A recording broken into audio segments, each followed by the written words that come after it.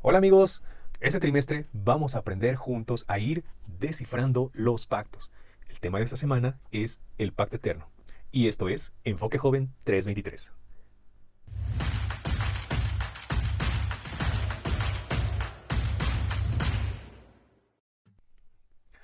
¿Qué es un pacto? El diccionario lo define como un acuerdo entre dos o más personas que obliga a ambas partes a cumplir una serie de condiciones. La lección de esta semana abarca los capítulos 24 al 27 del libro de Isaías, pero vamos a ir paso a paso. Vamos a empezar con Isaías 24, 4, 5 y 6. Y dice: Se destruyó, cayó la tierra, enfermó, cayó el mundo, enfermaron los altos pueblos de la tierra, y la tierra fue profanada por sus moradores, porque traspasaron las leyes, falsearon el derecho, quebrantaron el pacto eterno. Por esta causa, la maldición consumió la tierra, y sus moradores fueron asolados. Por esta causa fueron consumidos los habitantes de la tierra, y disminuyó la población. Si vemos aquí, es un momento en el que Dios se está refiriendo a la tierra. Y sí, Dios hizo un pacto con nosotros, ¿no? Y como habíamos visto, es un acuerdo donde ambos tenemos que cumplir las partes. Y Dios siempre ha cumplido su parte. Sin embargo, nosotros como humanos siempre hemos tendido a desobedecer, a romper ese pacto. Entonces, hablemos del pacto eterno, del pacto de la gracia. Dice que el pacto eterno abarca tanto al Antiguo como al Nuevo Testamento, ¿no? Y a veces nosotros tendemos a pensar de que no, el pacto antiguo terminó con el Antiguo Testamento y el nuevo pacto va con el Nuevo Testamento. No, no es así. El pacto eterno abarca ambos, ¿no? Y este se va manifestando progresivamente a lo largo del tiempo, con hechos que van desde Adán, en el inicio, y van pasando ahí, ¿no? Por Noé, van pasando por Abraham, con Israel, con David y hasta nuestros días.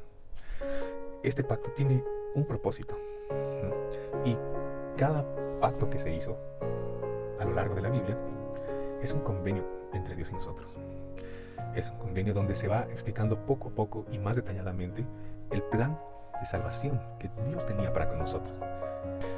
Si bien en la creación podemos ver que no había como tal un pacto descrito entre Dios y Adán, sí podemos ver más adelante en Oseas 6:7 que Adán incumplió ese pacto, ¿no? Y es por eso que también salieron del Edén.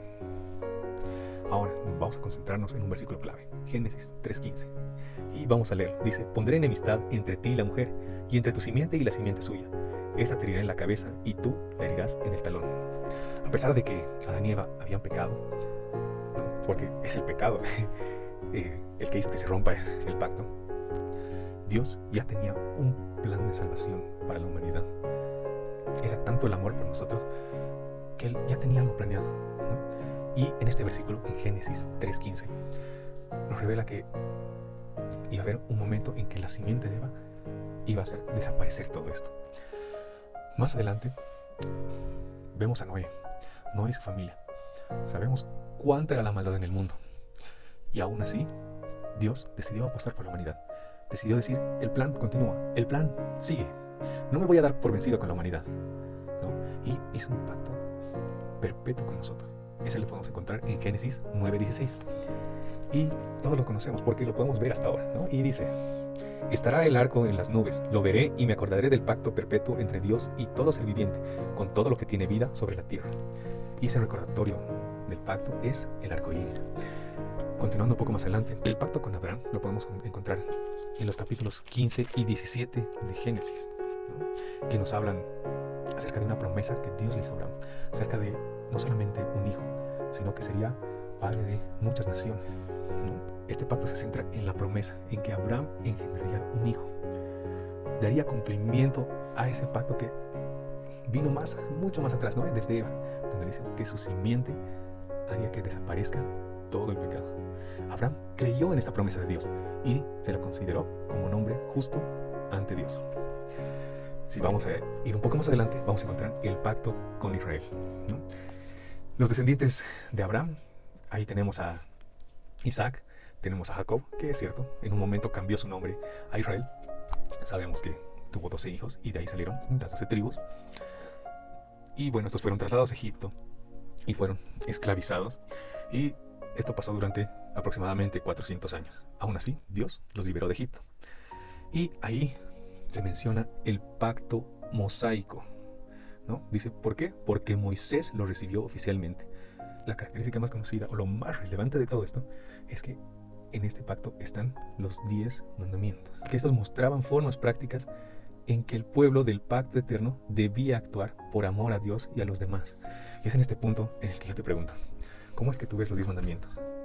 Muchas veces los vemos solamente como una serie de reglamentos, pero ¿y qué pasaría si los vemos más como una promesa? ¿A ver? Si nosotros cumplimos los 10 mandamientos, estamos cumpliendo nuestra parte del pacto, y Dios también va a seguir cumpliendo la suya. Mediante estos pactos, Dios sigue revelando progresivamente todas las dimensiones cada vez más y más profundas de ese plan de salvación que tiene por nosotros. Si seguimos avanzando en la historia, tenemos un momento en que estuvo el Evangelio en símbolos, ¿no? Donde teníamos el santuario también, y si vamos más adelante aún, llegamos a un punto donde Jesús se sacrificó en la cruz. Tenemos en Isaías 42, versículos 6 y 7, eso que dice: yo, Jehová, te he llamado en justicia, y te sostendré por la mano, y te guardaré, y te pondré por pacto el pueblo por luz de las naciones. Cuando llegamos al Nuevo Testamento, le toca el turno a Juan el Bautista, ¿no? De preparar el camino para que llegue Jesús. Y llega un momento, un punto, en el que Juan le tiene que pasar la antorcha al mismo Jesús, ¿no?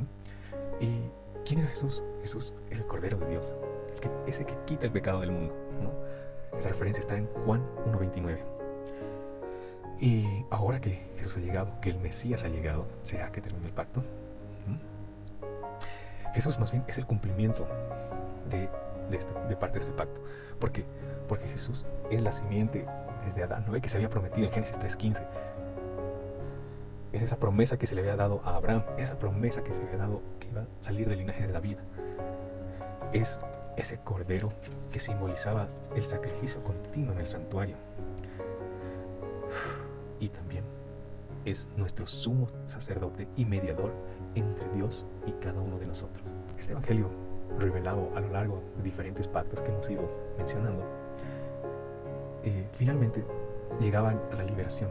Se basaba en la llegada de Jesús, en la llegada del Mesías, ¿no? El cumplimiento de su misión, que era buscar a los que estaban perdidos, es decir, a cada uno de nosotros, y derramar su sangre para que nosotros finalmente podamos tener salvación, para que su pueblo pueda tener salvación. Y tenemos algunas referencias que tal vez para algunos son confusas. Sin embargo, cabe resaltar que estas son diferentes formas de referirse al mismo pacto. Tenemos primeramente Mateo 26:28, donde dice: esto es mi sangre del pacto. Lucas 22:20 y 1 Corintios 11:25, donde dice: el nuevo pacto en mi sangre. Hebreos 13:20, por la sangre del pacto eterno. Si se fijan, todas se refieren a la sangre de Cristo. Entonces no son pactos diferentes, no son cosas diferentes, no, son diferentes maneras de ver lo mismo.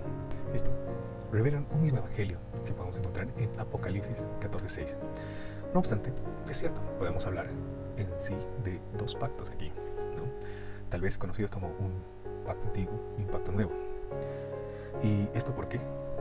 Porque Jesús vino a este mundo, ¿no? El pacto antiguo tal vez podríamos referirlo como esa promesa de que iba a venir un Salvador, iba a venir un Mesías. ¿Para qué? Para salvarnos, ¿no? Y el pacto nuevo es justamente Jesús, cuando vino a ratificar esto, ¿no? Vino y dio su sangre por nosotros. Entonces no debemos pasar esto por alto, es muy importante. El pacto de la gracia se estableció primero con el hombre en el Edén. ¿No es así? Claro. Este pacto puso al alcance de todos el perdón y la ayuda de la gracia de Dios para que nosotros podamos obedecerle. El pacto de la gracia se estableció con el primer hombre en el Edén. Este pacto puso al alcance de todos los hombres el perdón y la ayuda de la gracia de Dios. Quiero compartir contigo dos textos más que están en nuestra lección. Dice: la salvación de la raza humana ha sido siempre el propósito de los concilios del cielo. Tan ciertamente como nunca ha dejado de haber Dios, no ha habido momento cuando no haya sido la delicia de la mente eterna manifestar su gracia a la humanidad. A pesar de que nosotros somos seres pecaminosos, a pesar de que muchas veces no hemos cumplido con ese pacto, a pesar de que hasta ahora tal vez para ti es difícil estar ahí de la mano de Dios. Él te ama tanto que sigue y sigue y va a seguir intentando, ¿no? Espero que esta lección haya sido de provecho para ti y nos vemos la siguiente semana para ir descifrando más pactos.